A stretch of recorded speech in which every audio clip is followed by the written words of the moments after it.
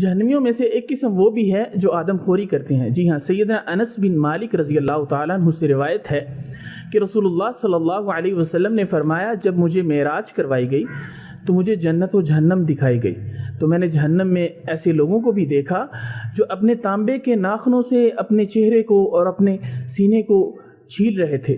تو میں نے جبریل سے سوال کیا، یہ کون لوگ ہیں؟ تو جبریل نے فرمایا، یہ وہ لوگ ہیں جو دنیا میں اپنے بھائیوں کی عزتوں سے کھیلا کرتے تھے اور لوگوں کا گوشت کھایا کرتے تھے۔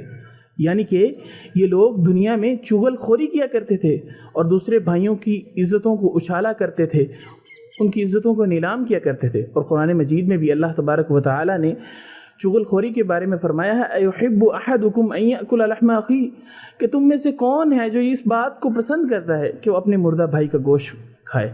تو آج ہمارے معاشرے میں یہ چیز عام ہو چکی ہے، ہم چغل خوری کو کوئی بڑا گناہ نہیں سمجھتے۔